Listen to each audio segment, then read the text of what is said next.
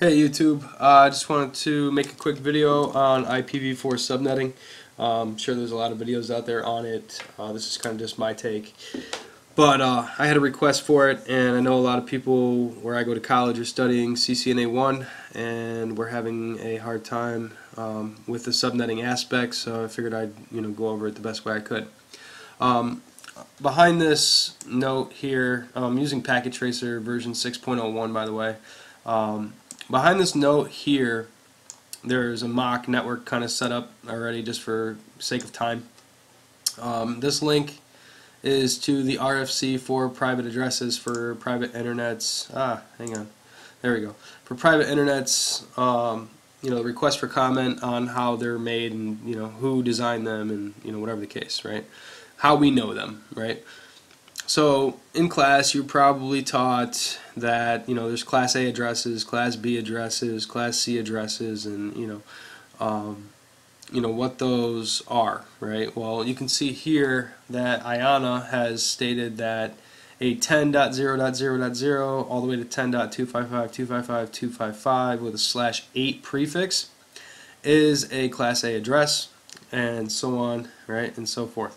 Now you'll notice these prefixes are 8, 12, and 16. They're not 8, 16, and 24 like you're used to seeing, right? And the reason for that is that the 8, 12, and 16 are the bits that are actually locked in for that class, right? So it's not the entire octet, it's just those bits, okay? So moving forward, right, so these are what are used to allocate spaces for IPv4 in a local area network, right? So this is classful addressing. And as you can see, most of the 1841 routers from Cisco, this is an 1841 router.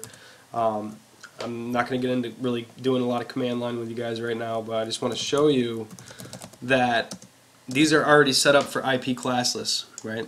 So IP classless means that this router, if it sees a 10 network come in on this side, a 10 network come in on this side, right? It'll look at the subnet mask to determine where to send those packets.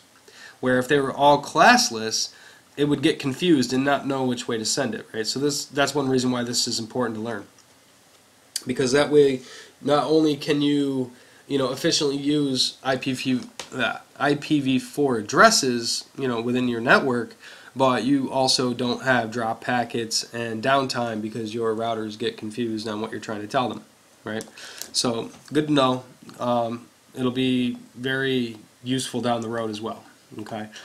So what if you have an address space that doesn't cover all the hosts that you want to account for, right? So this is where you would subnet, right? Because in the Class C networks, normally with the ones that they give you, like the /24s, and they say, oh, that's a Class C address, right? That only accounts for 253 hosts, right? Because if you take the network address and the broadcast address out, there's your 255 minus 2, which is 253. So what if you have a network that has 500 hosts? Now what do you do, right? So that's where subnetting, can help as well, or supernetting, right? Going the other way as opposed to going down. This is called CIDR. Right, classless interdomain routing. That's the prefix notation. That's where that comes from, is CIDR. So every network address has all zeros in the hosts. Right. So if it's a /16, that means all these extra ones right here are all zeros. Right. If it's a broadcast, they're all ones. So 10.0, 10.255.255. Right. These are all ones. Right. That's where that comes from. So network broadcast. Network broadcast. Right. So for sake of time, trying to be quick with this. It is something to go over in depth in later videos, which I will do.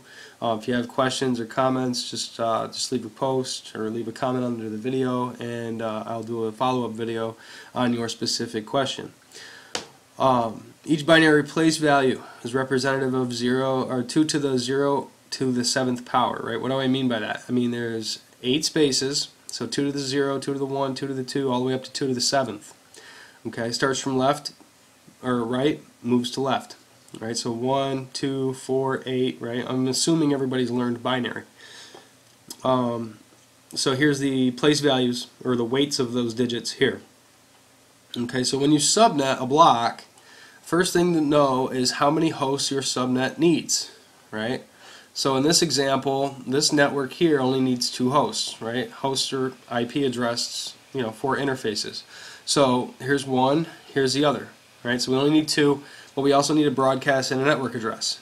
So /30, right? Because 30 accounts for 2 spaces, or 00, 01, 10, and 11. There's your broadcast. Okay, so that's why we do it that way.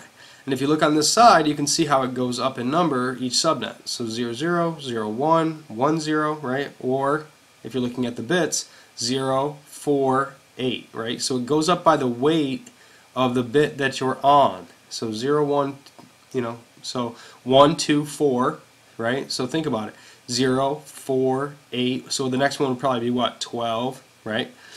And it's, and it keeps going up. That can actually have 64 subnets in it.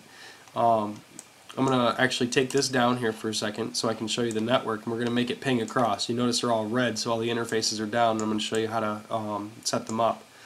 Right, so let's get rid of that. Alright, and I will post that under the video so you guys can read more about it if you want to.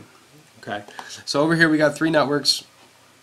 We've got one LAN, one point-to-point connection, and another LAN, right? So 2 hosts here, 2 hosts here, and 2 hosts here. I tried to keep it simple for the sake of time. Alright, so we're all using /30s, right? So there's the 4 hosts, 2 for network and broadcast, and 2 for each host. And that leaves 2 hosts usable, which is what we need. Right? So for this network, excuse me, for this network we're going to use the 00 subnet. Right? So that's actually going to be 10.0.0.0/30, and then the next one is 10.0.0.4/30, and then 10.0.0.8/30, right? So the next one up would be 00.12/30. Now why do I add that bottom one in there? So I know where this one stops, right? So on this host I can have a .1 through .2, because .3 would be my broadcast. On this one I would have .5 and .6, and on this one I would have .9 and .10. 11 broadcast, there's your 12, right? So we don't need that, don't get confused. So for this network 1, we're going to use the first subnet. So first usable address always goes to the router. That's Cisco's way of doing things, that's fine. So configure T in FA00, right? So IP address. Now mind your subnet mask. It's not 255.255.255, it's 252. Okay, bring that line up. We'll come over here and we'll set a static. So that's 2, right, /30, and you'll get that down. Don't worry about that just yet. You know how to address the subnet mask and all that stuff. We'll go over that in a later video. I also got to do FA01. We'll use the second, right? So .5.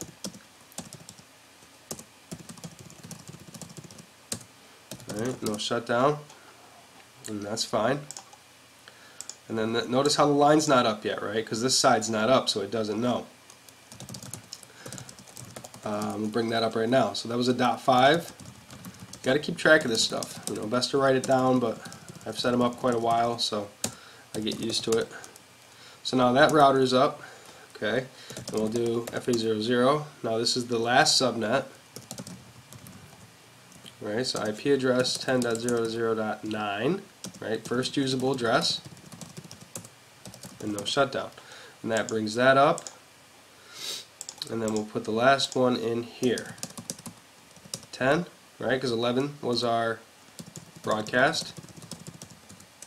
And our gateway, right, default gateway is always the router interface heading out of the network. Okay, so now everything is up, everything is good. Takes a minute to converge, or send packets to let everybody know they're up. That's why that's still orange, right? But once on this side they're both green, so we may be able to ping, right? Because the idea here is to ping both sides. So from here and from here we will ping, right? So let me bring both of these up. Right, so PC0 is PCA, right? So we'll do an IP config. Whoops. Okay. So IP config shows us what the IP addresses are on the networks, or on those interfaces, right? So from here we should be able to ping 10.0.0.2. Oh, we have a problem. Okay, so what do you think the problem is? I can tell you. We set all the IP addresses, but we never set routes. So the routers don't know where to send them. So we'll set up default routes for this video. IP route 000. That means anything going anywhere, go out this interface. Okay, which is that way. And then this one will do the same thing, just for sake of time. I mean, I could tell it to go exactly to that network, you know, whatever. But either way, it will work. Okay. So again, we'll do a IP config just to make sure I'm on the right networks when I ping. IP config. Oh, excuse me there. And we'll ping, and we should be good. Timed out because it's sending ARP requests. It has to know where the source and destinations are. Timed out. Usually 3, and then the 1 is good.